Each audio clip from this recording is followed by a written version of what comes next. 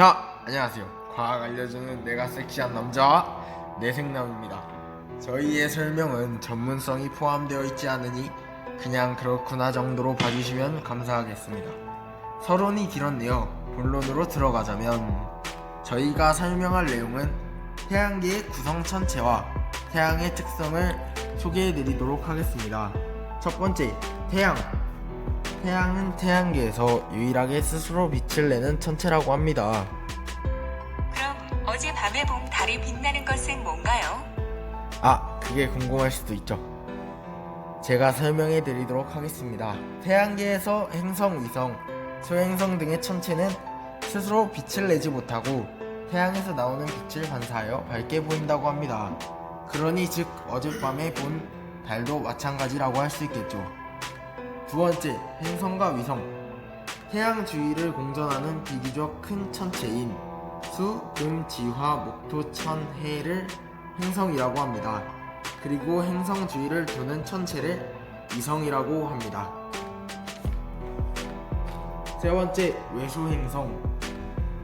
태양 주위를 공전하는 천체 중 모양이 둥글지만 중력이 크지 않은 천체를 외소하다 해서 외소행성이라고 합니다. 예를 들어 외소행성에는 세레스, 에리스, 구 명왕성이 있습니다. 명왕성은 원래 행성에 포함되어 있지 않았나요? 잘 알고 있네요. 여기서 TMI를 하나 하자면 명왕성은 원래 행성에 포함되어 있었지만 너무 작고 왜소하고 천문학이 발달하면서 비슷한 소행성들이 너무 많아져 그것들을 다 행성에 포함시키기에 너무 많아서 명왕성을 제외하게 되었답니다. 다시 이야기로 돌아와서 소행성을 설명해 드리도록 하겠습니다. 소행성은 주로 화성과 목성의 공전궤도 사이에서 태양의 주위를 공전하고 있는 작은 천체들인데요. 소행성은 단단한 암석 덩어리로 크기가 아주 다양하며 모양도 매우 불규칙합니다. 다섯 번째, 해성. 해성은 긴 타원 궤도나 포물선 궤도를 그리면서 태양의 주위를 돌고 있으며 머리와 꼬리로 구성되어 있습니다. 마치 동물 같네요. 머리와 꼬리, 동물이랑 비슷하군요. 해성의 머리는 얼음, 먼지 등으로 이루어져 있고 모양은 불규칙하며 크기는 다양합니다.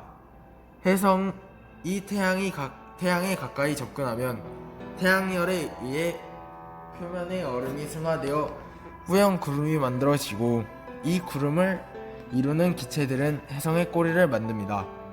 이 꼬리는 대체로 태양의 반대 방향으로 뻗어나가고 태양에 가까울수록 길어집니다. 여섯 번째, 유성. 행성 사이의 우주 공간을 떠돌아다니는 암석 조각이나 먼지 등을 유성체라고 합니다. 유성체가 지구에 가까이 접근하는 경우에는 지구의 인력에 이끌려 대기권 안으로 들어오게 되는데요. 이때 지구 대기와의 마찰로 빛을 내면서 타게 되는데 이것을 유성 또는 저희가 밤 하늘에서 가끔씩 볼 수 있는 별똥별이라고 합니다. 특히 한꺼번에 수많은 유성이 무더기로 쏟아지는 것을 유성우라고 하며 유성체가 대기를 통과하면서 모두 타지 않고 지표면에 떨어진 걸 운석이라고 합니다. 또한 운석은 팔 수도 있다고 하네요. 운석 가격은 크기에 비례한다고 하니 큰 것을 주울수록 더 개꿀이겠죠? 자, 이번에는 내생담이 아니라 애호박으로 돌아왔습니다. 제가 소개할 주제는 바로 태양의 특성입니다. 앞에서 내생남께서 말했듯이 태양은 태양계에서 유일하게 스스로 빛을 내는 천체입니다. 태양은 우주에 있는 수많은 별 중에서 지구에 가장 가까운 거리에 있어 매우 밝게 보이므로 낮에는 다른 별들을 보기 어렵습니다. 또한 태양의 지름은 지구의 약 109배이고 질량은 지구의 약 33만 배입니다. 태양의 질량은 태양계 전체 질량의 약 99.8%를 차지하고 있습니다. 지금까지 태양의 물리적 특성에 대해 설명해봤고 태양의 표면에 대해 설명하겠습니다. 당연히 저희는 태양의 표면밖에 볼 수 없습니다. 우리 눈에 둥글고 매끄럽게 보이는 태양의 표면을 강구라고 합니다. 강구에서 볼 수 있는 현상으로는 쌀알 무늬와 흑점이 있습니다. 강구에는 마침 쌀알을 뿌려놓은 것처럼 보이는 것이 있는데 이를 쌀알 무늬라고 합니다. 쌀알 무늬는 태양 내부에서 일어나는 대륙 현상에 인해 태양 표면에 생기는 것입니다. 밝은 부분은 고온의 기체가 상승하는 것이고 어두운 부분은 냉각된 기체가 하강하는 것입니다. 설명이 좀 어렵죠? 그냥 쉽게 대륙 현상으로 기억하면 됩니다.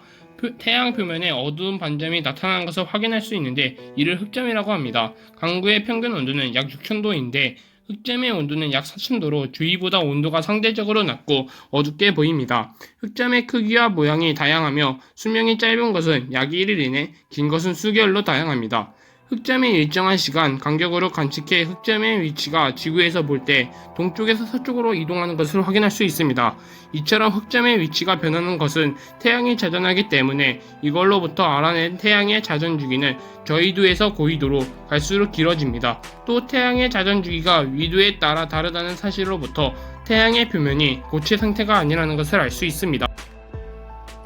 자, 안녕하십니까 여러분. 다시 돌아온 내가 섹시한 남자 내생남입니다. 그 다음 설명할 것은 태양의 대기인데요.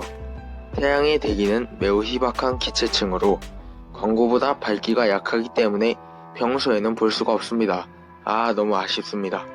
하지만 개기 일식 때에는 달이 태양의 광구를 완전히 가리기 때문에 태양의 대기를 잠깐 볼 수 있는데요. 태양의 대기는 광구 바로 위의 체층과 그 위의 코로나로 구분됩니다. 먼저 체층은 태양 대기의 아랫부분에 위치하는 얇은 대기층으로 붉은색을 띠며 개기일식이 시작되거나 끝날 때 아주 잠깐 볼 수 있네요. 코로나는 태양 반지름보다 높은 곳까지 뻗어있는 태양의 최상부 대기층입니다. 코로나는 대기가 희박하고 온도는 100만 K 이상으로 매우 높으며 100만 K면은 엄청 높네요. 옅은 진주색으로 빛납니다. 진주색 갖고 싶습니다.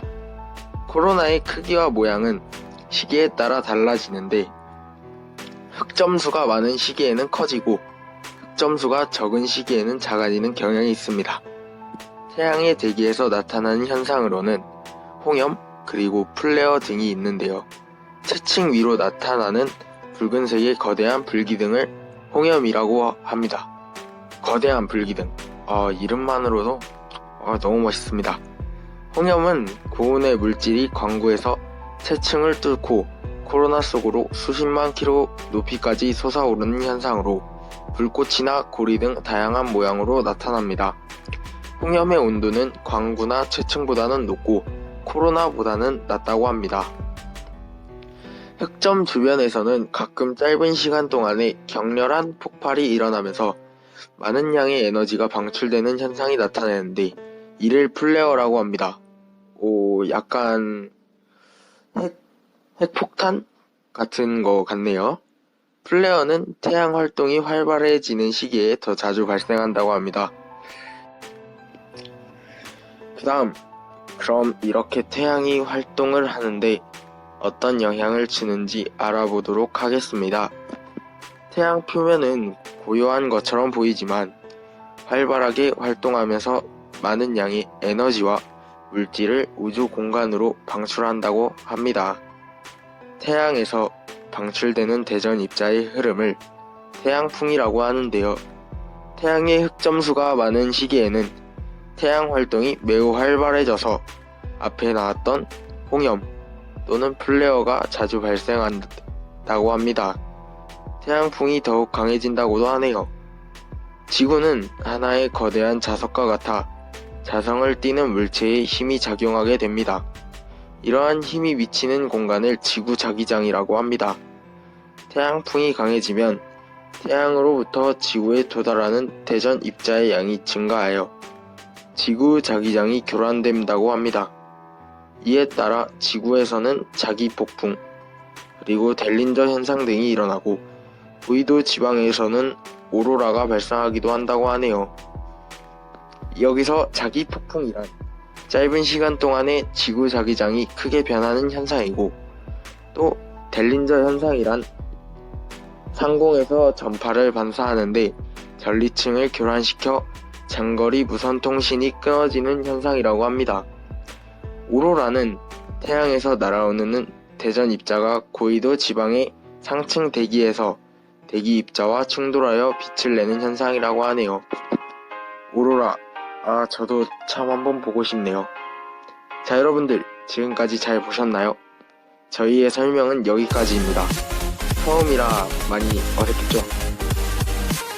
하지만 넓은 마음을 가지고 저희가 한 걸 재밌게 봐주셨으면 좋겠습니다. 이해해 주실 거죠? 이상 내가 섹시한 남자 내생남이었습니다. 감사합니다.